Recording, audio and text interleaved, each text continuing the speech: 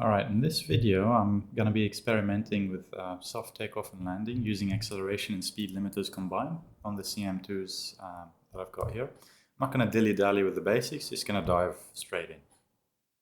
So for today's demonstration, my setup's primarily going to be utilizing the spring-loaded analog grip levers on the Constellation Alpha CM2 grips I've got here. So as you can see, the left grip is bound to the acceleration limiter, and the right grip is bound to the speed limiter. The reason I've done this is so that it aligns with the in-game UI. So I'm using VJoy for all my axes, and the reason for this is it's a lot more flexible since Star Citizen loves to mess around with the order of input devices. So this mitigates it pretty well. But the hardware needs to be switched off and only switched on after you load and spawn in-game. And this process is pretty simple if you use a USB switch in order to do that. It can be tricky to hit the SCM and lower speeds with a 1-to-1 curve on the speed limiter on my right grip. So I've added a curve in the Virtual VPC configuration tool in hardware, just so that it's easier to reach SCM and lower. So it's a bit, well, it's non-linear, right? Anyways, moving on. So additionally, I have bound another set of dials on the control panel 1 that you can see here, and in order to control the acceleration and speed limiters.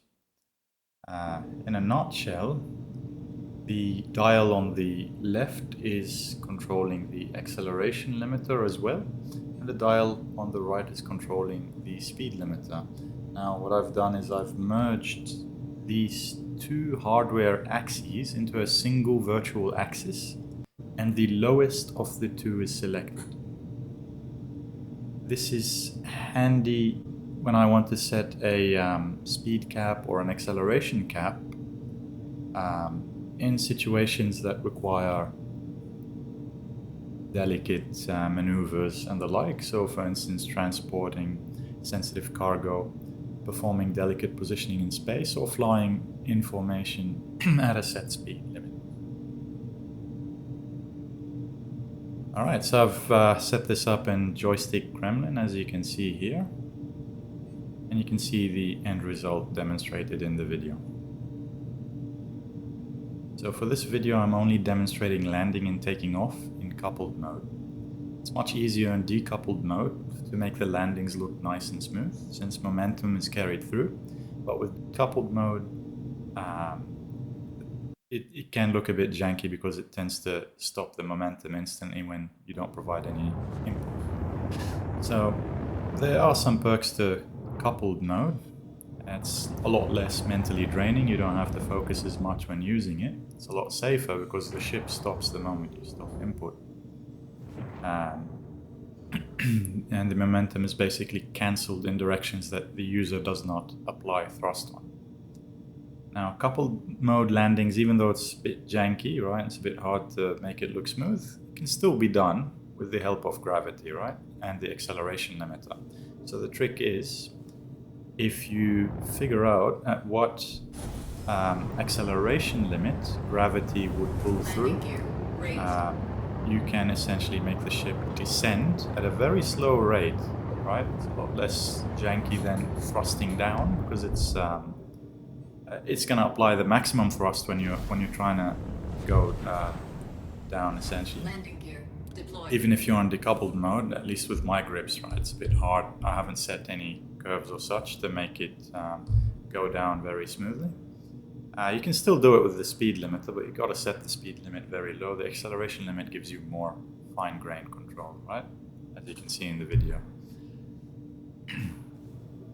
So naturally, gravity can be found on planets and moons, but it's also artificially generated. You can find it in the vicinity of hangars and landing pads and space stations. So as I've mentioned, the trick is to find the acceleration threshold at which gravity is greater than your thrust. This will cause the ship to go down. The advantage of this approach is that it's much easier to achieve fine-grained control over your descent, and the moment you release your hand from the grip, the ship comes to a halt in coupled mode, which is safer than decoupled mode. In decoupled mode, if you make a mistake going down too hard, you need to either manually thrust in time in the opposite direction or apply space brakes or a speed limiter in time, right? It's not hard to achieve, but it's easier simply to release the acceleration limiter and come to a halt. Not much thought, not much action required there. So in decoupled mode, okay, next thing. One advantage of using the acceleration limiter over only using the speed limiter is that the acceleration is more gradual and less intense, especially in ships like the C8R, which I've got in the video here, which just loves to zip around, right? This can be useful for smooth takeoffs as well, which reduces also the risk of colliding with something at high speed, right, if you're accelerating too fast. You can still use the speed limiter in that case when you're taking off, but just it's a bit janky because whatever speed limit you set, it's gonna go at maximum acceleration, right? It's not gonna be a gradual thing, usually, unless you're very good at controlling your thrust. All right.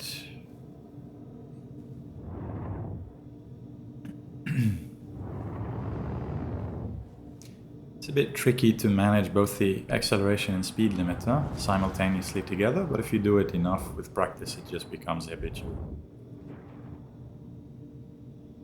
Alright, I hope you found this helpful.